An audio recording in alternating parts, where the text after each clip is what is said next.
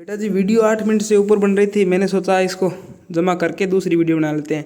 बच्चों आपका इंटरेस्ट नहीं है बड़ी वीडियो में। देख रहा हूँ कि बड़ी वीडियो में व्यू कम आ रहे हैं, छोटी वीडियो में ज़्यादा आ रहे हैं, इसलिए मैं 8 मिनट की वीडियो काफ़ी समझता हूँ अभी। और 26वां क्वेश्चन इस वीडियो में कराने की कोशिश करता हूँ, ठीक है ना।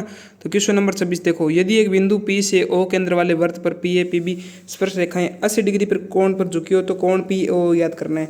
तो ये डायग्राम बनाने से पहले प्रश्न संभव नहीं होगा करना, तो सबसे पहले अपने डायग्राम बना लेते हैं, ठीक है ना। एक वृत्त बना लिया मैंने किसी भी त्रिज्या का, मान लिया O हमेशा उसका केंद्र होता है, P मैंने कहा था हमेशा बाह्य बिंदु होता है जहाँ से स्पर्शिका खींचते हैं। तो ये कह रहा है P से दो स्पर्शिकाएं वृत्त पर खींची है, दोनों का नाम इसने बता दिया। एक का नाम है PA, एक का नाम है PB। तो यहाँ पे कोई स्पर्श बिंदु होगा तभी तो PA PB बना है, एक स्पर्श बिंदु A और एक स्पर्श बिंदु B। ये दोनों कह रहा है ये 80 डिग्री कोण पे झुकी हुई है, ये मैंने झुका दी 80 डिग्री कोण पे। तो अपने को POA ज्ञात करना है। देखो यहाँ से टच, ये केंद्र बिंदु यहाँ पे मान लेता हूँ मैं थोड़ा सा, ठीक है ना। यहाँ पे ये लो। अब मैंने एक थ्योरम बताई थी आपको, अगर आपको AOB ज्ञात करना हो तो सीधी सी बात है, मैंने 10.1 पर मैं बताई थी, याद है ना। बाह्य बिंदु से वृत्त पर हमेशा दो स्पर्शिका खींची जा सकती है। ये छोटा प्रश्न भी आया था इसमें रेगिस्तान वाला। और दोनों हमेशा लंबाई में समान होती है, दोनों लंबाई में समान होगी तो इनके सामने वाले कोण भी बराबर होंगे, ठीक है ना। और ये कोण मैंने बताया था 90 डिग्री के होते हैं, क्योंकि एक पर मैं बताई थी मैंने स्पर्श रेखा किस पे लंब होती है, त्रिज्या पर लंब होती है। स्पर्श रेखा त्रिज्या पर लंब होती है जब वो दोनों एक ही बिंदु यानी स्पर्श बिंदु से गुजरे। तो ये स्पर्श बिंदु से त्रिज्या ये है और ये स्पर्श रेखा दोनों लंब होगी, ये त्रिज्या और ये स्पर्श रेखा दोनों लंब होगी, ठीक है। ये एक चतुर्भुज बन गया AOBP। चतुर्भुज AOBP में क्या होगा, चारों कोणों का जोड़ 360 होता है। तो ये दोनों 180 हो गए, 90 90 180 प्लस ये मान लो P कोण है, प्लस में कोण O मान लो अंदर वाला। तो चारों कोणों का जोड़ कितना होता है 360, पता है ना। तो P प्लस O इसका मान कितना आ गया 180, उधर गया तो 360 में से 180 गया 180। यही बताया था मैंने कि अगर ये कोण 80 दे तो इसको 180 में से घटा के लिख दो, सीधा 100 आ जाएगा डायरेक्ट, सीधी सी कहानी है। एक सवाल करवाया था ना ऐसा, ये थ्योरम कॉन्सेप्ट बताया था क्लास में, इन दोनों का जोड़ 180 होता है। ये आपको 80 दे तो ये 100 हो जाएगा, कुछ भी मतलब, ठीक है ना। ये बात तो अपने को आ गई समझ में। अब अपने को अगर ये पूछता AOB कितना होगा तो हमने फट देने कह देते कि 100 डिग्री होगा, परंतु इसने चालाकी खेली है और क्या किया है, POA ज्ञात करना पूछा है इसने। देखो POA, तो यहाँ पे एक रेखा खींचनी पड़ेगी इस दोनों को मिलाने के लिए, P और O को मिला दिया ना, तो ये पूरा 180 होगा। तो ये आधा पूछ रहा है ऊपर वाला, तो आधा कितना होगा, यहाँ पे 100, पूरा 100 है, आधा 50 होगा। अब कैसे पता चला सर जी आपको ये आधा ही होगा, ऐसे पता चला क्योंकि ये दोनों रेखाएं क्या है, दोनों समान है। तो समान रेखाओं के सामने वाले कोण भी क्या होते हैं, समान, इसलिए ये कोण और ये कोण भी क्या होगा, समान होगा। इसलिए मैं कह सकता हूँ कि टोटल 100 है तो इसको दो समान भागों में बांट दो, इसको 100 को दो भागों में बांटा तो 50। तो अपना उत्तर क्या होता, अगर ये पूछता AOB तो 100 डिग्री बताते, अगर ये पूछ रहा है POA कोण POA तो 50 डिग्री, अगर ये पूछता POB तो भी क्या लिखते हैं अपने 50 डिग्री। याद रह जाएगा कॉन्सेप्ट, इस पे पक्का 100 में से 100 प्रश्न आएगा। सभी कॉन्सेप्ट तैयार हो गए ना आपके। ये दोनों रेखाएं बराबर होती है और ये दोनों कोण 90 डिग्री होते हैं आमने सामने, इन दोनों कोणों का जोड़ 180 होता है। यहाँ पे कुछ भी दे तो 180 में से घटा के ये कर दो। अगर ये ऊपर वाला पूछे आधा तो उसका आधा कर दो, ठीक है ना। बहुत ही बढ़िया क्वेश्चन था। क्वेश्चन नंबर 27 की तरफ चलते हैं अपने। क्वेश्चन 27 में दिया हुआ है, यदि एक वृत्त का परिमाप और क्षेत्रफल संख्यात्मक रूप से बराबर है तो उस वृत्त की त्रिज्या ज्ञात करो। बढ़िया प्रश्न है, करने वाला क्वेश्चन है, दिमाग लगाने वाला क्वेश्चन है। चलिए करते हैं। एक वृत्त का परिमाप, वृत्त का परिमाप बराबर वृत्त का क्षेत्रफल, ये दिया रखा है।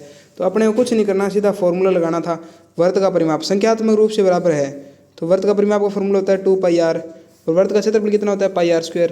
पाई से पाई कट गया, 2r बराबर r² हो गया। एक r की स्क्वायर से एक r कट गया ना, तो यहाँ पे बचा r बराबर 2। ये पूछा था अपने को, देखो मस्त सवाल था। त्रिज्या ज्ञात करो, तो त्रिज्या कितनी आ गई 2। अब इसको कह नहीं सकते अपने सेंटीमीटर है, कुछ भी है, मीटर है, तो सीधा लिख दो 2 इकाई। ओके, इतना सा सिंपल सा क्वेश्चन था, सीधा दिमाग लगाना था, सीधा फॉर्मूला रखना था, ठीक है बेटा जी। आर त्रिज्या का मान कितना आएगा 2। अगर इसका मतलब ये है कि 2 त्रिज्या वाला वृत्त होता है ना, उसका परिमाप और क्षेत्रफल दोनों बराबर होते हैं। बढ़िया इंपॉर्टेंट क्वेश्चन था। नेक्स्ट क्वेश्चन देखिए 28वां, सीधा फॉर्मूला पूछ रखे थे, शंकु का और बेलन का संपूर्ण पृष्ठीय क्षेत्रफल ज्ञात करो।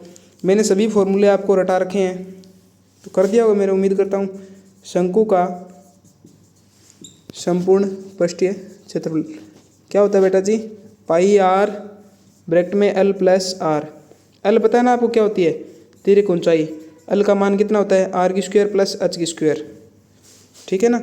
और बेलन का संपूर्ण पृष्ठीय क्षेत्रफल, बेलन का संपूर्ण पृष्ठीय क्षेत्रफल कितना होता है, ये होता है 2 पाई आर ब्रैकेट में एच प्लस आर। ओके, याद रह जाएगा ना। तो ये 14वीं प्रश्नावली से इंपॉर्टेंट है। सभी सूत्र मैंने क्या था ये रिमाइंड कर लेना, याद कर लेना, बोर्ड में एग्जाम में आएंगे। बेलन का, शंकु का, आयतन का, संपूर्ण पृष्ठीय क्षेत्रफल, वक्र पृष्ठीय क्षेत्रफल, अर्धगोले का, गोले का, 4 ही तो है आपके सिलेबस में। तो अपने ए पार्ट कंप्लीट कर चुके हैं बेटा जी, बी पार्ट में चलते हैं। पार्ट बी देखिए 29वां क्वेश्चन में, एक पासे को एक बार फेंका जाता है तो प्रायिकता ज्ञात करनी है।